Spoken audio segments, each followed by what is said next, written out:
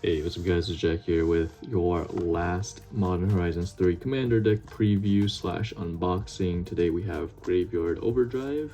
The goal of this is to fill your graveyard and avenge the dead. So it's some good old graveyard reanimation going on here, and hopefully you can fill their graveyard as you're filling your graveyard. So let's take a quick look at the box here, and we'll dive into Disa the Restless as we go through the deck and the cards. And let's get this thing open.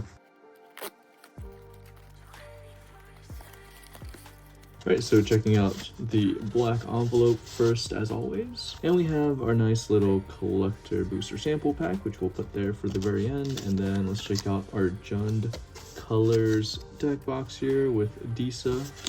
Nice. This one isn't bent like the previous Jeskai deck was. Here we have all of the little counters on our cardboard. And if you just snap that up, you can easily pull out your deck and the little guide that's included in here as well. Nice. So a little bit about Graveyard Overdrive. It's time to jund them out. Strongest cards. It's all about gaining value, outvaluing your opponents. A little bit about these the Restless here as well. All right, let's open up our little commander deck here. Right, and for our face commander here, we have Disa the Restless. So 2 mana and Jund for a human scout legendary creature. When a Tarmogoyf permanent is put in your graveyard from anywhere other than the battlefield, put it into the battlefield. Whenever one or more creatures you control deal damage to a player, create a Tarmogoyf. So this is all about Tarmogoyfs and Tarmogoyfs, which is a deck mechanic that we haven't seen in quite some time here. From the Undertaker gets plus X plus O, where X is the greatest power. Okay, so this is your backup commander, and there's a little bit of milling here. You may play a card cast from mill. So just trying to get a little bit of extra card advantage and options by milling your opponent's cards and yours as well. So then we get into the deck itself here. Yeah, I've never really gotten into Graveyard Reanimation. Never really gotten into any kind of, you know, aristocrats or Tarmogoyfs, etc. It's just, it's interesting. It's definitely an interesting archetype for a deck, but as much as I like green, Graveyard Reanimation just doesn't quite do it for me. I think it all comes down to, you know, that additional resource kind of thing, you know. Not a huge fan of, so here's some of your Tarmogoyfs. You get green ones and red ones. They all have the same kind of thing where their power is equal to the number of card types, and their toughness is equal to that +1. So you have them in pretty much every color here.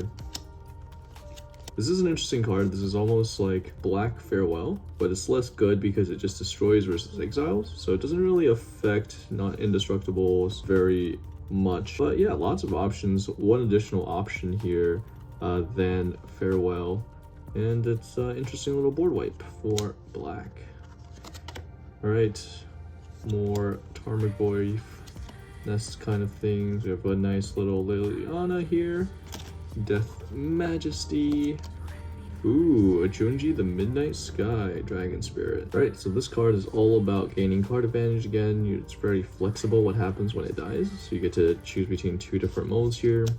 Very cool. Hey, we have a Garuk Apex Predator. So this is our second Planeswalker here. And you get to destroy other Planeswalkers. Very cool little +1 there. Yeah, we'll say the lands here are not anything too crazy. Here's just a green Tarmogoyf. Ooh, a Selvala Heart of the Wilds. Just didn't know that was in this deck.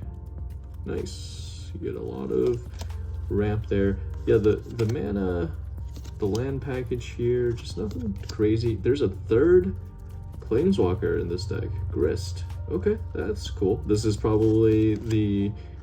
Actually, not even probably. This is the most amount of Planeswalkers in a deck in a Precon of this set in Modern Horizons 3. I haven't seen 3 in a while, actually. so that's pretty cool. Ooh, and Zeotora the Incinerator. There's a decent amount of mythics in this. And they're all little dragons and planeswalkers. Very cool. Alright, and now we're getting into the land package. Again, nothing too crazy here, nothing expensive. That'd be cool if they did fetch lands or something like that into here, but that would be devastating to the price of fetches, or you know, whatever they would decide to put in here that's more expensive land, so they would never crash the market that quickly. They got to use them as bait to get people to buy the sets, such as Modern Horizons 3, the actual booster packs. So kind of sad, but it is what it is. And yep, we're getting to the end here. And nice little riveters. Yep, so your pretty normal, cheaper Jund package of lands. Lightning Greaves is always nice to see in here, and then you have your artifacts that you would normally find in these. All right, and then we get to the lands, and we have 1, 2, 3, 4 swamps, and 1, 2, 3 mountains, and 5 forests. Very nice. Here is your foil etched Disa the Restless. Thick foil etched card. Big fan of these. And then you just have a bunch of Tarmogoyfs, token wise, and then you have goblins and saprolings. Yep, token creature Lagoyf. Okay. Alright, we also have a 5/5 dragon and a couple of zombies here, which are insects and a treasure. We also have beasts and another flying dragon and 2 shapeshifters. All right, here's your emblem from your planeswalker, Garuk, and then you have a saproling and a copy. All right, finally, last but not least, let's get to the most exciting part of this opening, the collector booster sample pack. Yeah, so what I do with all of these that I open, not the collector boosters, but with all of these precons, is I pretty much just turn it into a board game. Ooh, and we have an Aslas, the Swelling Scourge, which is in the other precon. Hey, and a snow-covered waste full art. That's actually probably the better pool of these two. A holographic snow-covered wastes. But yeah, we turn this into a board game. We have all 4 of them, and then when folks come over, we just play with precons and no modifications, just out of the box. And I think about maybe like 25 or 30 precons at this point, so it's turning into a very big old board game. So anyway, that's it for this opening. This is the last one of the bunch of the 4. Hope you guys enjoyed all of the openings. If you haven't seen the previous ones, feel free to go check those out. And yeah, hope you guys are enjoying your Modern Horizons 3 openings and commander decks and everything else. See you guys in the next one. Like, subscribe, and all that good stuff. Peace.